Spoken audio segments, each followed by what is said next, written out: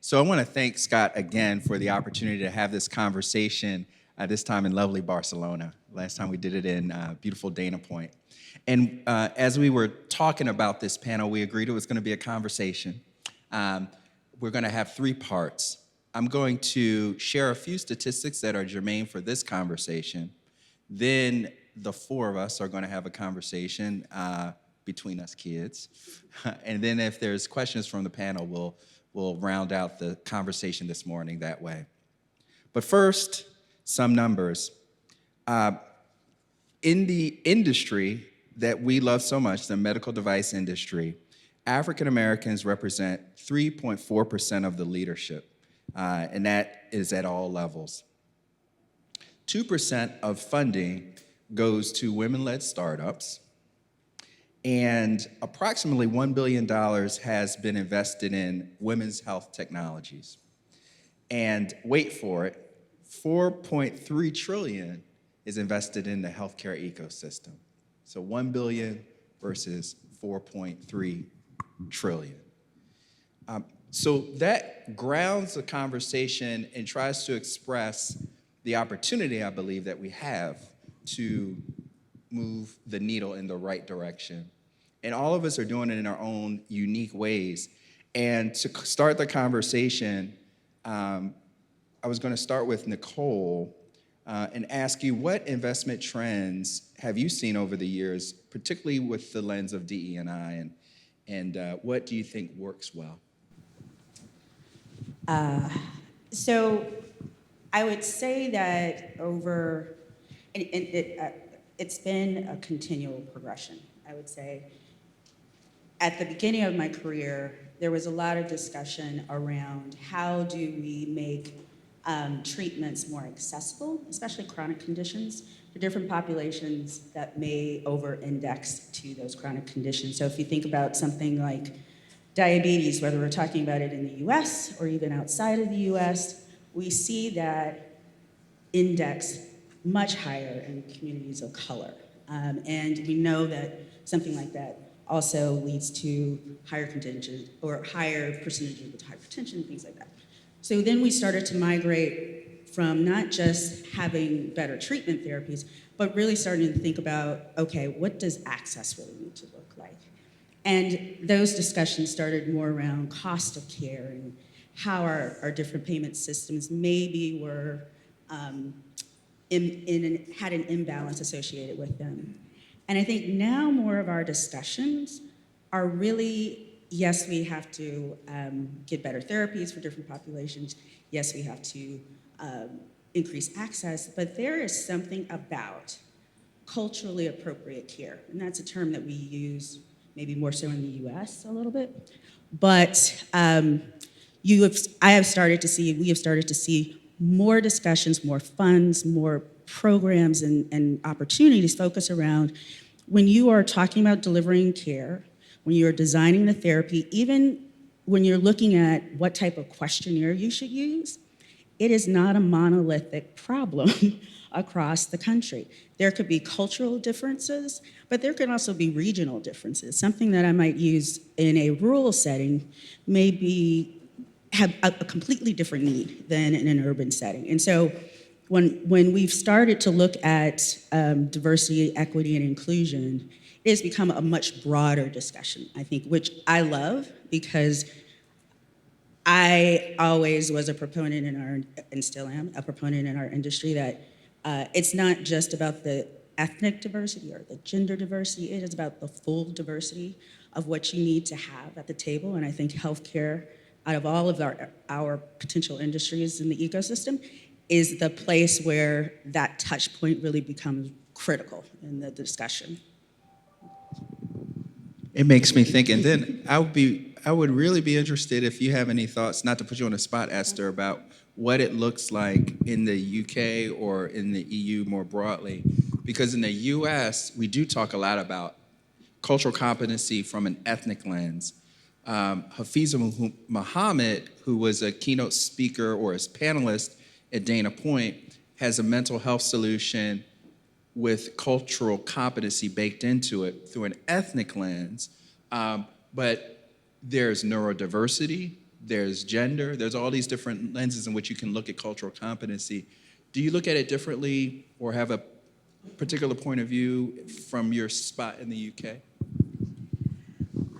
I think it's interesting, and if I come back to the stats you shared, I think the picture looks exactly the same in the UK, right?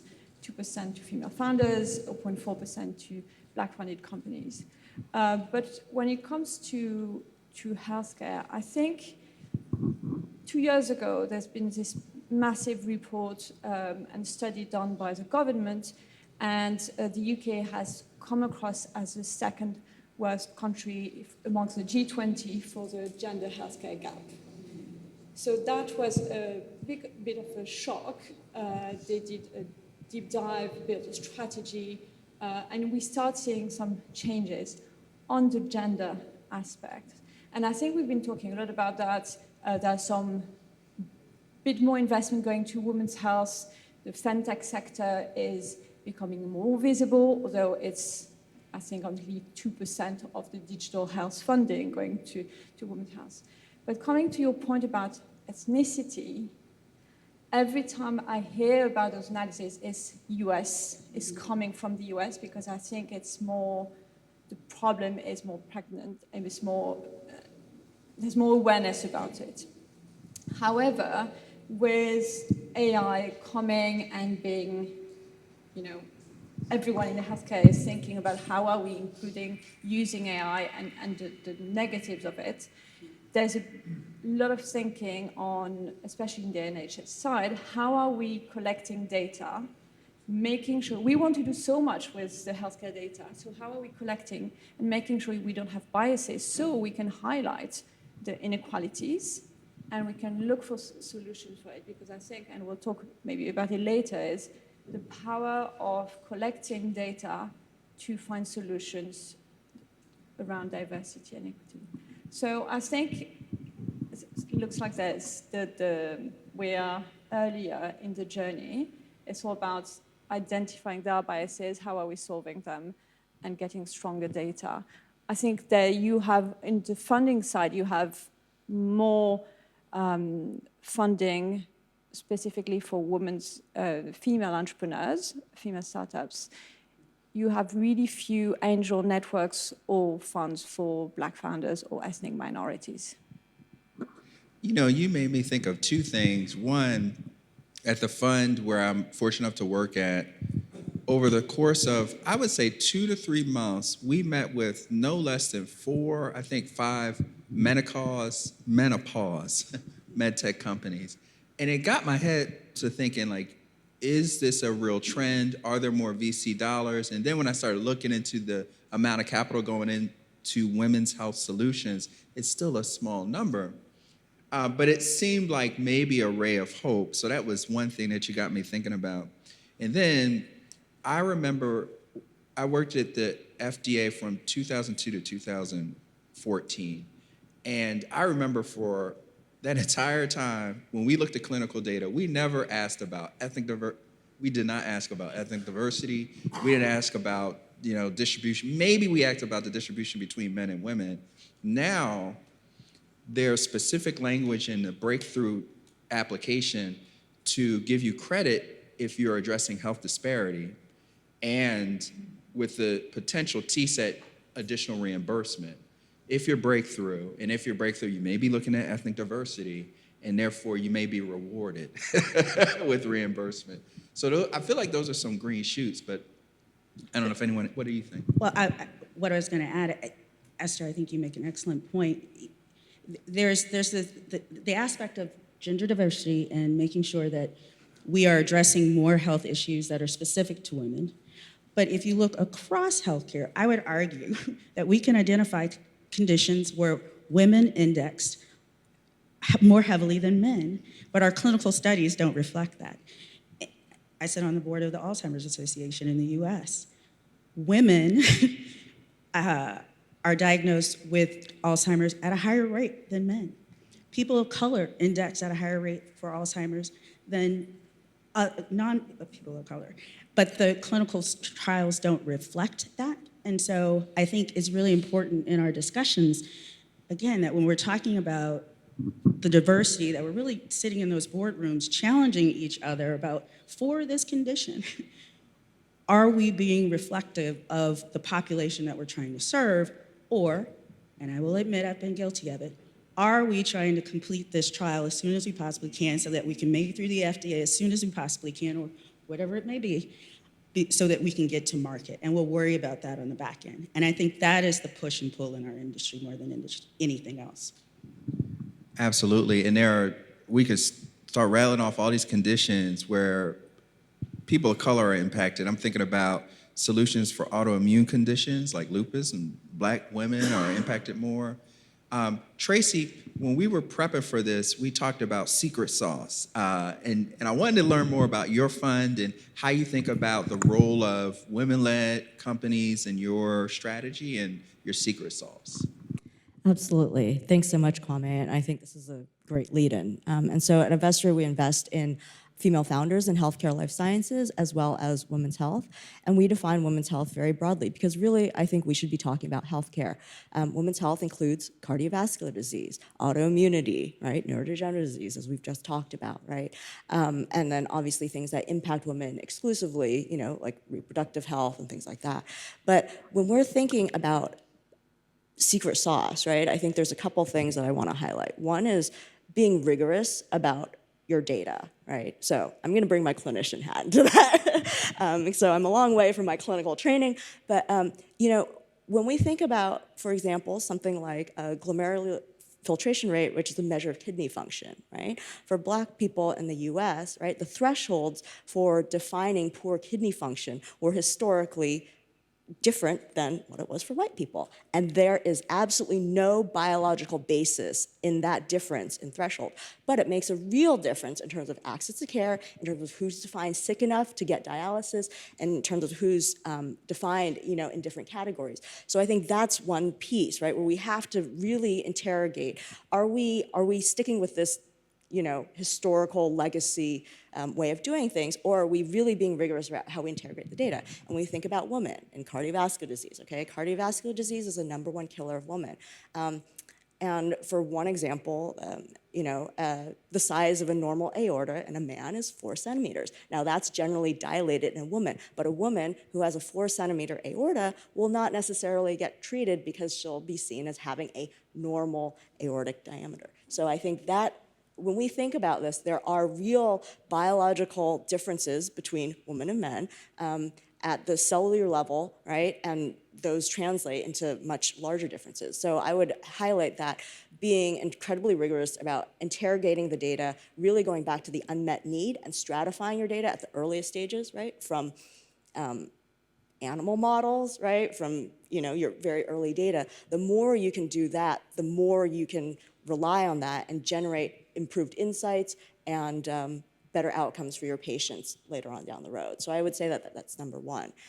From a venture perspective, I would say that, like most other venture organizations, our network is really our secret sauce, right? So before coming to venture, I spent over 15 years as an operator at organizations like Novartis and the Gates Foundation. And so I think that having seen, you know, people work together, having those relationships, I think that's really important to us. And also with us, it helps that having a strategic mindset of how do you think about helping early stage companies go through this journey to then become attractive to a strategic partner, right? And that's a years-long process, not a months-long process. So I would say those are sort of two of the main things that we think about, right? And those are not necessarily unique to women's health, but we've decided that that's an area where there's a huge unmet need, and it's an area where we can be very differentiated in terms of, you know, both our network and also having relationships with the folks who are very rigorous and data-driven around that. So that's, I would highlight those two things, you know. And I would also say that we are all here, you know, in the businesses of risk assessment and risk mitigation. And so being rigorous and being thoughtful about how you look at your data, how you look at your clinical evidence can only really impact any organization positively, right? And I'm been happy to see that's a big trend. I just wanted to say that my sense is sometimes, and I've had these conversations with other investors, that there's some sort of lowering of the bar if you have a filter for diverse companies with diverse leadership or women-led company. And I think actually, particularly, well, in my experience, there's an incentive to add an additional level of rigor so that when you send it to the company, to the investment committee, you can say, they're going to drive outcomes. They're going to, be able to monetize the solution. They're going to be able to reach patients. And we found that part of it is the diversity in their team that's helping this. So I always think burden is not the right word, but there's an additive incentive to apply that rigor because I think there is a perception that the skin color is enough of a check mark to take something to IC, but most of the time we still say no, right? We're still saying, let's keep in touch and let's mature this idea so I can confidently take this to IC. I don't know what other people think about that, but I know there's a little bit of that subtext conversations. Well, I think, at least from our perspective in the US, a lot of those conversations have evolved because our investors, the LPs, have started to challenge what does your portfolio, beyond what does your team look like? Are you thinking about the next generation and who we're bringing into the industry, but what do your portfolio companies look like? How are you having discussions with your CEOs? What does your board look like? What is your role in increasing that diversity? So I would challenge whether you're changing the lens of what's required in terms of a good opportunity and how you make good returns for your investors, but I do think that we are being challenged as stewards of the capital to say, are you doing enough to really bring more diverse thought? And that's how I look at it. If, you have 3 women on the panel. We happen to be of different ethnicities, but we could all have the same thought process. And that is just as, hampering in a situation as anything else. But I will fundamentally believe at the end of the day that if you're not doing anything to change the makeup in any given room, that you're not getting the best discussions out of that room. When I came into the industry 30 years ago, it was a foregone conclusion that the best venture capitalists, and I was told this, either had a banking background or a consulting background. And so I should really think twice as a former operator coming into the industry. And I think that's complete BS. Having been a former operator, you have a different lens of what it really takes to build a business. Entrepreneurs, some of the best venture capitalists, in my opinion, have been former entrepreneurs because they've been in the trenches of it. And having those different thought patterns and people who come with different lived experiences, which you will have if you're a different gender and a different ethnicity, all ladders up. And so I think the questions from the LP and them driving it is a pushback on us to say, are you really reaching for the best opportunities, or are you just falling back on your networks that have historically been of one type and not really maximizing where these better opportunities might be coming from? Yeah, and if I can jump in there, I think I really agree about what you said about cognitive diversity is really important as one thing that in building THENA Capital we're really conscious about. But we're also conscious that, obviously emerging managers have stronger returns because they come with those bright ideas, they have a new team, they have different background, a different network. But as you grow and as you build over long term, you either continue doing the same thing, you stop innovating, you stop bringing new people, you stop questioning your network and bringing constantly that new diversity. So I think there's something, talking about, it's not about the secret sauce, but we try to always, where will the fresh ideas, the fresh blood will be coming from, right? And you need to feed that industry if you want more diversity in VC, for example, where are they coming from? So engaging with universities, whether it's Oxford LSE for the investment side and being there in discussions with students to show that there's diversity out there, and don't be afraid to continue that. Whether it's with Imperial, with the bioengineering and medtech students, where yes, there are diverse investors out there, so don't be afraid of being those diverse founders. So it's thinking really long-term and constantly checking our biases as well. So because I don't think, unfortunately, while I love this idea of LP questioning us, I don't see it. There's so little diversity amongst LPs, which is also another problem. But you can show all the data you want on better returns from female founders, from diverse teams, from...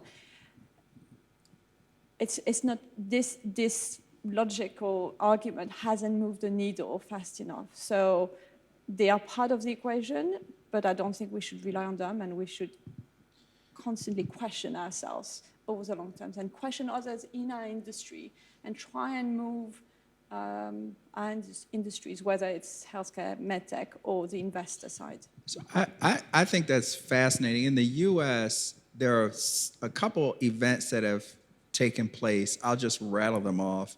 And then to your point, how do we grow the LP base that really is interested in this issue of gender diversity, ethnic diversity, et cetera? So one thing that happened in the state of California, remember Arnold Schwarzenegger, California, the governor put in place a mandate for diversity on boards that was subsequently challenged and repealed. There's recently been a lawsuit against a fund that focuses, called the Fearless Fund, that focuses on investing in women. So we're seeing a shift in the climate. And what I'm wondering from your vantage point, what, if you think those are problems, what can we do to support more investment in diverse companies? And I have a couple ideas, and then I'm gonna shut up. One is there are non-traditional investors that I'm seeing come to fore. And I'm not just talking about Google. I'm talking about Serena Williams, who's very interested in Black maternal health issues. And how do we leverage that notoriety, that popularity, to convince the more traditional LP base to put more money into funds like yours that are investing in these types of companies? So those are my thoughts. I'll pause for your reaction. So, I was going to say, I mean, not being an LP, right? I'm not going to say I have the answer to, what is the lever to get LPs to sort of pay attention to this. What I will say is that I have been encouraged by, a lot of what I've been seeing more broadly, right, from an FDA regulatory perspective, right, encouraging diversity. I think that we've been seeing in the US from a legislative perspective, the passage of the Maternal Momnibus Act, which put billions of dollars in incentives on the table for payers to actually pay attention to Black maternal health. And then we really saw payers come to the table in a major way and put money into that. And I think we've also seen, in the public markets, for example, Merck's spin out of Organon, the women's health assets, which is now a large public women's health company, across therapeutics, devices. I think that's really important to see, is that there's continuity, especially for early stage startups, is that there's an exit point, right? So people aren't going to start somewhere and say, okay, well, it's going to be a journey to nowhere. Where do I go, right? There's support all the way up. So I think that's one of the things from a strategic and from a regulatory perspective, at least in the US, that we've been starting to see. I think with LPs, it is challenging. It's going to take longer, right? When we think about institutional LPs, the check sizes that they have to deploy are so large as to essentially, make them irrelevant to emerging managers, right? And so I think that, the role of fund of funds who understand this is really important and very critical, being able to sort of deploy reasonable check sizes into early stage funds, right? But I will also say that I think we sit in a somewhat unique place because healthcare is generally very difficult for folks to understand who haven't spent their career in it. And so it's easier to, follow, the tech cycles and go for something that is very well understood from a consumer perspective, but and kind of say, well, healthcare, it's going to take a little while, so we don't invest in that. So I think that there are a few headwinds, right, but there's also very powerful tailwinds in the industry as well. And I'll say, what's going on with the Fearless Fund in the U.S., it does worry me. And it's one of the things within the Venture Capital Association that we are monitoring. I think that may be a particular issue of dynamics that we're going through in the U.S. on many fronts. But I think it goes back to Esther's point of we have to do better at educating at a very early period in the development that being an LP, being an investor is a possibility, and what impact that could have on an area that you are passionate about. And I think that's why we're seeing more LPs like a Serena Williams, because she had a particular association with an event and she put her mind to it that, you know what, I'm gonna be a part of the solution to this. And so more fund to funds and more mission-driven LPs, which I think we're starting to see more of, will hopefully start to have more impact on that. But I think it goes back to the fundamental of if you don't have a certain level of diversity in all of these rooms that are making these decisions, then you're not going to get the change rapidly enough, right? And I think that is our challenge within the industry of how committed are you at the individual level to help make that change happen. And a lot of what we do at Venture Forward is through that education process. So setting up fellowships, working with high school students, working with undergraduate students to help them know it was a possibility. I didn't know anything about venture capital until I got to grad school. Yeah. And wasn't really enamored with it. It wasn't until I had a better understanding of, after working in industry, of what kind of impact you have as a venture capitalist.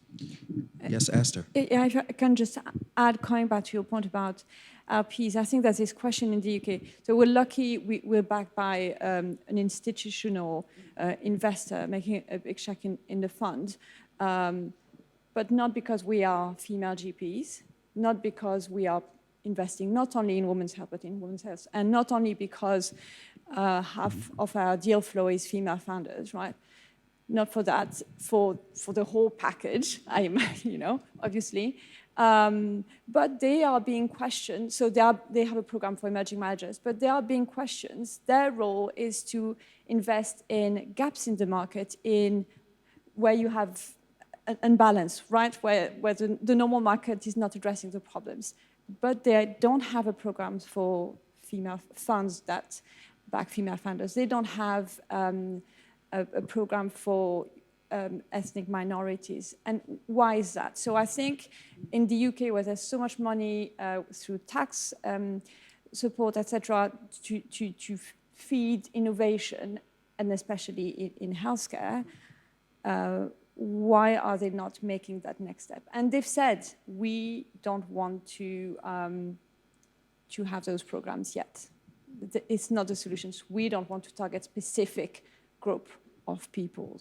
So the question is there, I think, is so we haven't had a fearless fund issue, but yeah, the question is pending. So I think it's exciting because I think we hear loud and clear there's a role for the private sector, there's a role for government in moving the needle. I also want to acknowledge that we do have some time for a question or two from the audience. So if there's a question from the audience, please feel free. So I'll just bellow it out. There's been some change in tech industries to the positive, right? And it came from the top. The CEO of Autodesk had additional engineering, but I think it's slowly changing. It seems positive. Yeah, go ahead. Can I just add one thing? I think you bring up a great point about location matters, but I also think that how you source candidates also matters a lot. What I've seen sometimes in our industry is that we will go to specific search firms to look for talent, and those search firms have their pool of talent databases. And I'll give you an example from our firm, or my former firm. One of our teams was looking for, they wanted a woman to bring on to the team, and they wanted this woman to have an engineering and manufacturing background, and they reached out to the recruiter, and they were like, my God, we just can't find anyone. They're just not out there. I happen to be a woman with an engineering background, and I reminded them, you never came to me once.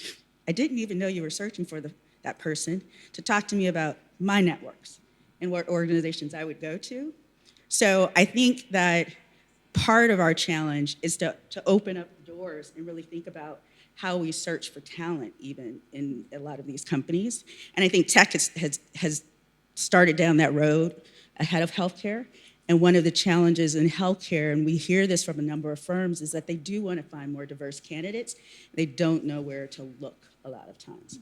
And so, so there is a little bit of a push and a pull on it, but I do think geography matters, and how you're sourcing, and if you're challenging your recruitment teams to really open up the lens that they're using for those talent pools. I think that's a great call to action, right? Because all of us in our roles as decision makers, wherever those are, right, we can each and every one of us have an impact, right? And I think just as nobody would really try and start a startup with like 5 people who want to be CEOs and no scientists and no regulatory folks, right? You want to have the right people at the table, and that takes a group of people with the right skill sets and the right lived experience, right? And so I think that should just be as fundamental as possible, right? Whenever you're looking at who's around the table, how do you make sure that you're bringing the right skill sets to the table? And if you don't have networks, right, I gotta tell you, right, I might call up Kwame and be like, hey, who's like your regulatory consultant who can get me through, like the digital health piece and what have you, because that's not my area of expertise. But leverage the people who right, who have those networks, because then we're all stronger together.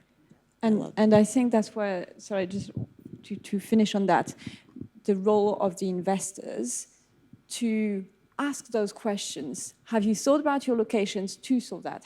Are you thinking about diversity? Okay, you're just 5 now, but how are you going to grow your team? What's your angle? And sometimes we have founders coming to us and saying, yeah, med device company, all male. That's typical, look around the room. But can you help us have a diverse board? Can you help us hire differently?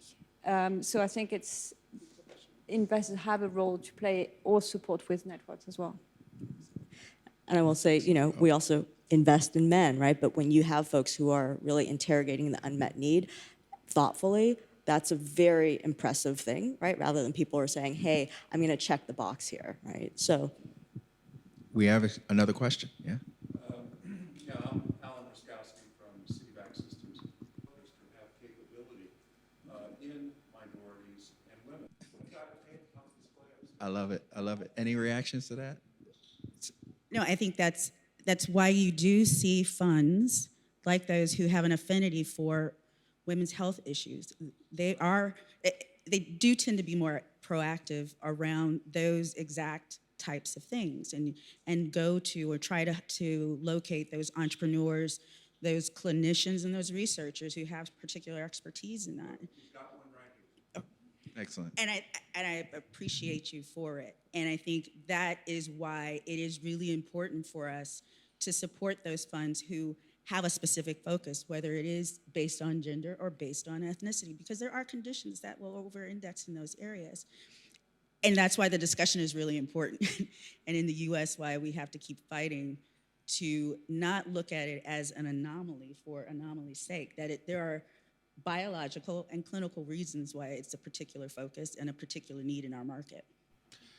I'm looking at, we have 2 minutes. This is wonderful, modern technology. So in the remaining 2 minutes, I'm thinking we can leave the audience with a thought. No pressure, Esther. If you have one piece of advice, maybe an action or something that you want us all to think about more deeply, what would that be? I think we've mentioned quite a few things, but I think it's just about, as entrepreneurs or senior management or investor, is all question, what do we do? Whether it's in designing our clinical trial, whether it's in our hiring, to be more diverse. And then everyone will get the benefit of it. And then coming back to your point on women's health, I think there shouldn't be women's health. It's a whole healthcare should to look after as many men as women. So yeah. That's my wish, is it's all healthcare, not just women's health. I love it. Tracy? Absolutely, completely agree with that. I think, we've talked a lot about calls to action. I would say, just as when you think about starting a company, right, you're looking at an unmet need, really look at the unmet needs, be focused on the fundamentals, and apply that, to what you're doing and how you operate as well. Because I think when you're constantly interrogating, really trying to understand how to mitigate or how to assess and how to mitigate those risks that you have, it's only going to help you build a more robust team, a more robust business, and be more successful. So I think all these things are part of that broader conversation and should essentially be standard. So. Nicole.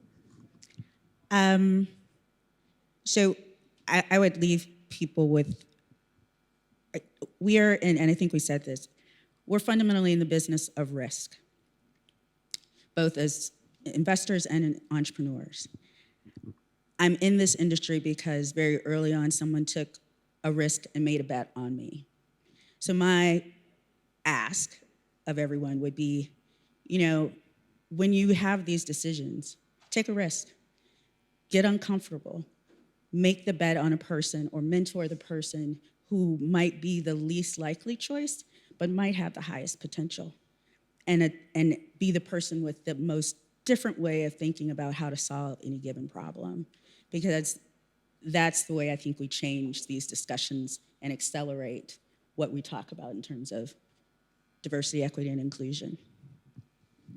I couldn't think of a better way to conclude our panel. Thank you so much, Nicole, Tracy, and Esther. And thank you all for waking up early to have this conversation. Have a great conference.